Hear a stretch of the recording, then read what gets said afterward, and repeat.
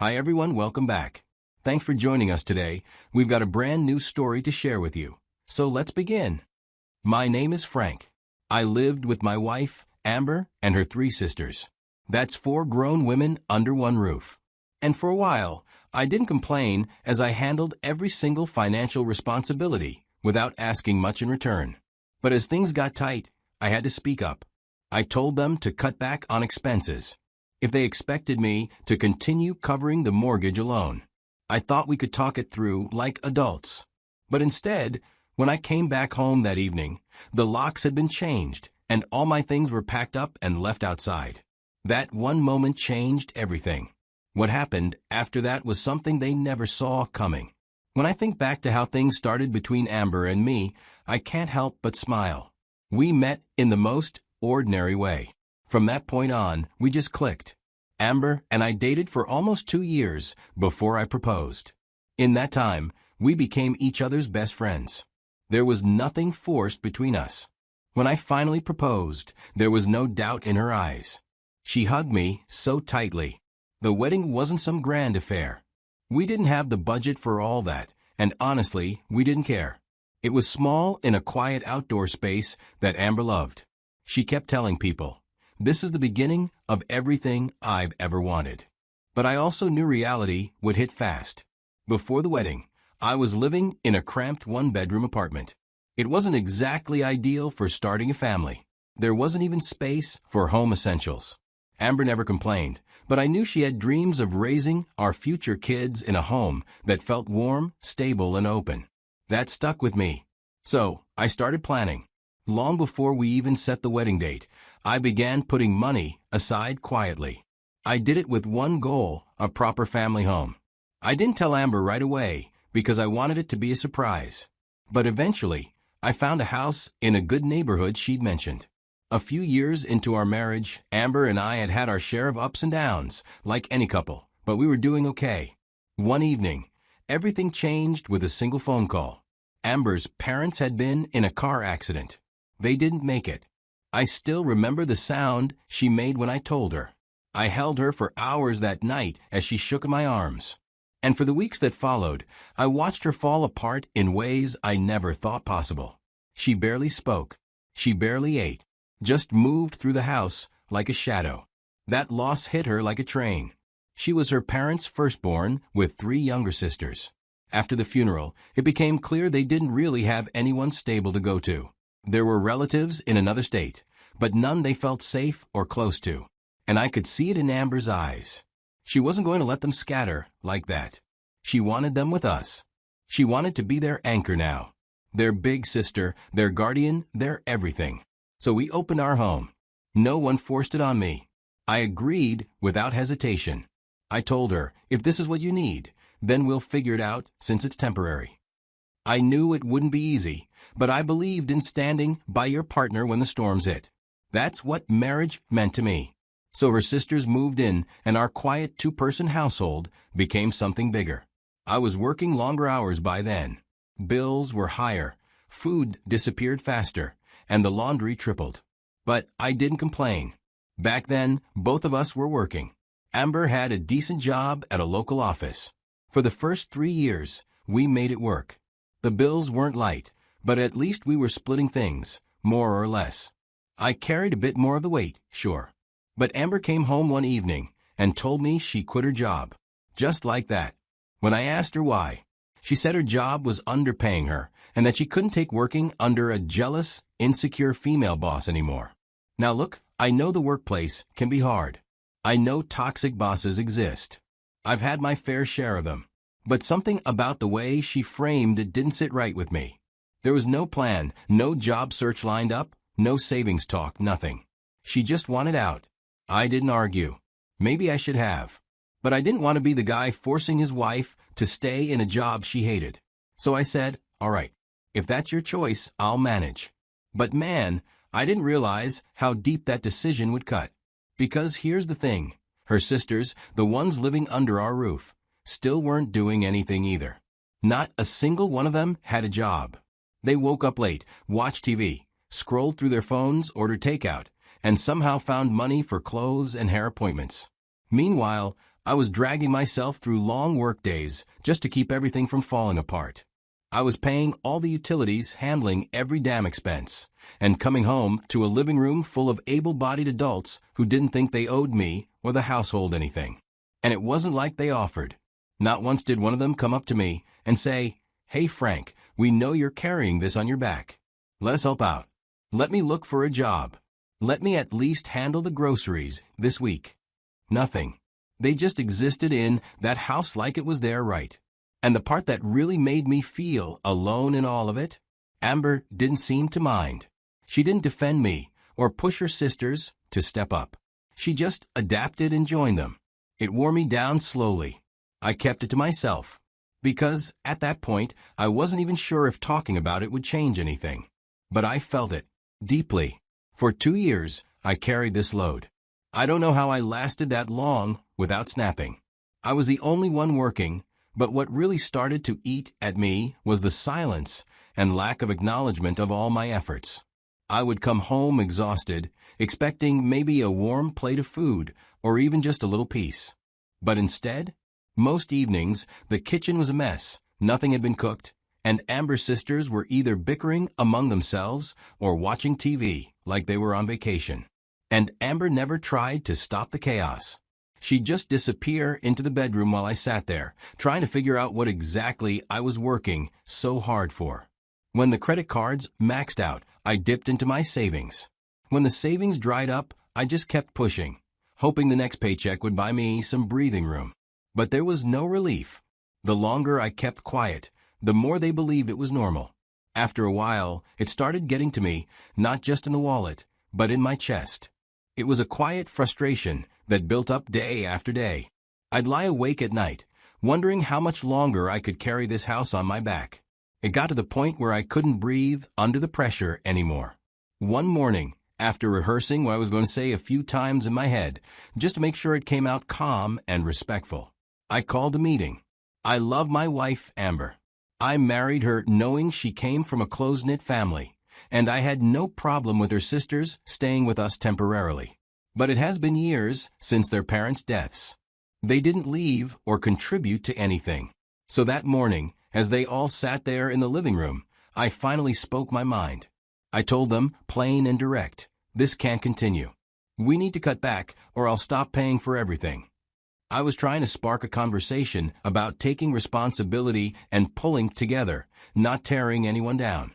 But the moment the words left my mouth, I could see the energy in the room shift. My wife was annoyed with my statement. Her sisters looked at each other, wide-eyed, and then the emotional backlash came flooding in. I was called controlling, embarrassing, and cold. One of them even asked me if I expected them to start scrubbing floors for rent. Amber jumped in too, acting like I'd humiliated her in front of her family, as if asking grown adults to contribute financially to a home they live in was some kind of betrayal. She said I had shamed her sisters, made them feel unwanted, like they were burdens. The irony was painful. They didn't feel like burdens when they were draining me dry, but now that I'd asked for accountability, suddenly I was the villain. At first, I tried to explain that it wasn't about kicking anyone out. It was about survival, about partnership, about fairness. But they didn't want to hear it. Every word I said was twisted into another accusation. It was like arguing with a wall that kept throwing bricks back at me. Eventually, I stopped. I stood up, walked to the bedroom, gathered my things quietly, and left for work. I thought a day apart would help cool things down, and they'd think it through, realize I wasn't the enemy. But what happened next made it crystal clear where I stood in that house. A month passed after I had that uncomfortable conversation about cutting back on expenses. But nothing changed. Amber still spent like the bills paid themselves. Her sisters were still lounging around, jobless, adding more to the grocery list than the house budget could handle. No one even acknowledged what I said. It was as if they decided, collectively, that I didn't matter, as long as the money kept showing up in the account. I was growing resentful, not just at them, but at myself, for allowing it, for financing my own disrespect. Then the company sent me out of town for a 2-day trip. I was selected to represent our team for a business deal. It wasn't optional. I knew I had to go. Before I packed my bags, I opened my banking app to send some money to the joint account Amber used, like it was her personal allowance. I hovered over the transfer button like I always did before a trip. But this time, I didn't press it. I closed the app. It was a boundary and a quiet statement. I'm not going to keep enabling this. I had simply withheld what was no longer being appreciated. 2 days later, I flew back, worn out from meetings, hotel food, and non-stop negotiation. I just wanted to go home and take a hot bath. I drove up to the house around 8 p.m.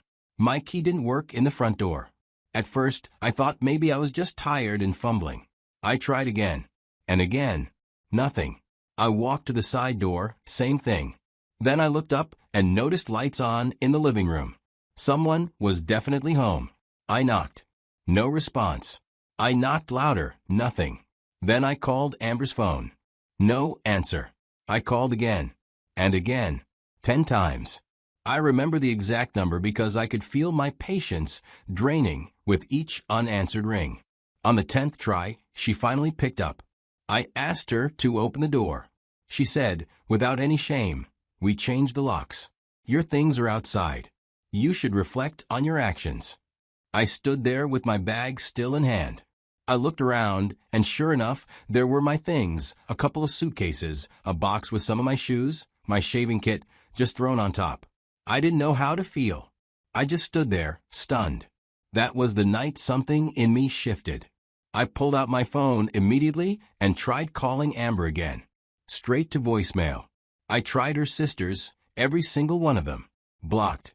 All of them had shut me out. I didn't want to make a scene, so I sat in my car and just stared at the steering wheel for a long time. Eventually, I called my lawyer. I wasn't even sure what to say at first. I told him everything. He told me to find a hotel for the night and keep my cool. So I did.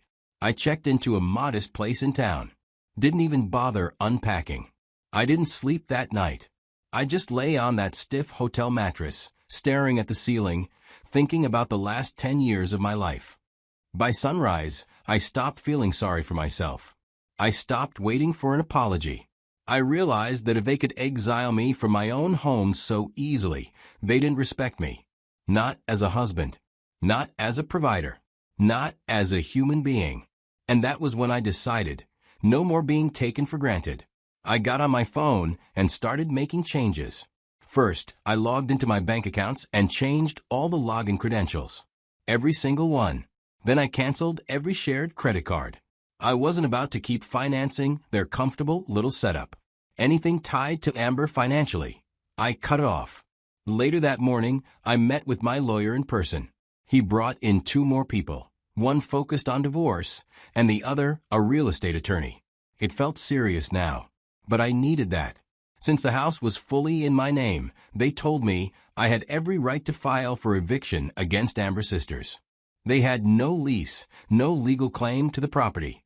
As far as the law was concerned, they were unauthorized occupants.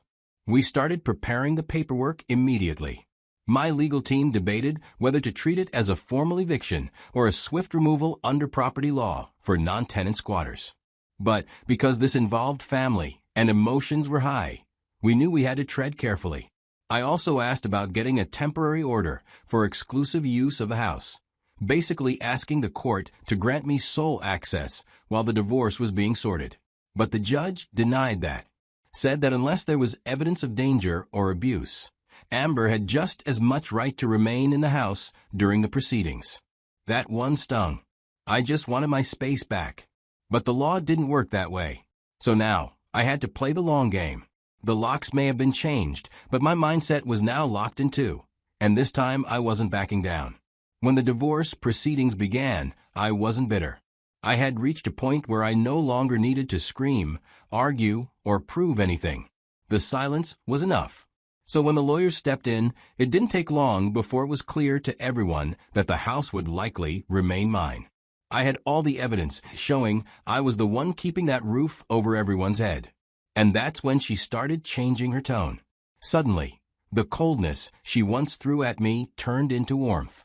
She started calling me by my pet name again, asking how I was doing, offering to cook, and trying to strike up conversations that didn't happen before. It was awkward, honestly, like watching someone flip a switch and forget you saw the wires hanging. But I didn't buy into it. I had already reflected. I had already processed the hurt, the betrayal, the fact that she and her sisters felt bold enough to lock me out of my own house and toss my things out like I was some stranger. No amount of soft words was going to erase that. The marriage officially ended not long after. The judge ruled, and the house stayed with me, mainly because the financial contributions were in black and white. There was no argument there. But after everything wrapped up, the house didn't feel like home anymore. It was too big, too full of memories that no longer served me. So I made a choice to put the house on the market.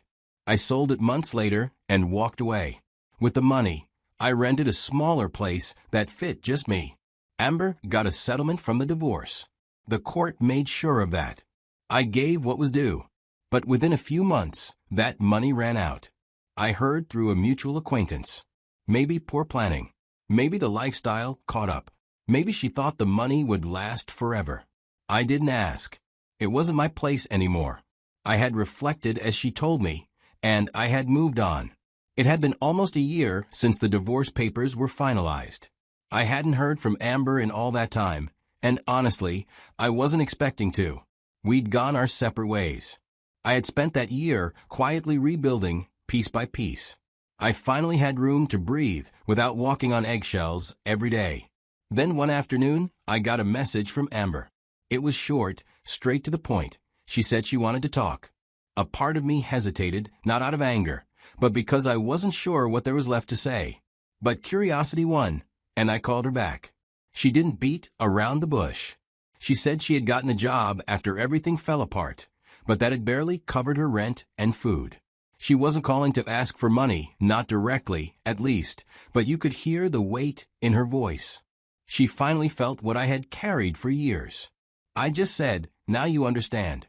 She had never respected the effort it took to hold a home together. Knowing that she wasn't calling for anything serious, I hung up that call. I was no longer stuck in a house where my value was tied to what I could pay for. Thank you for watching.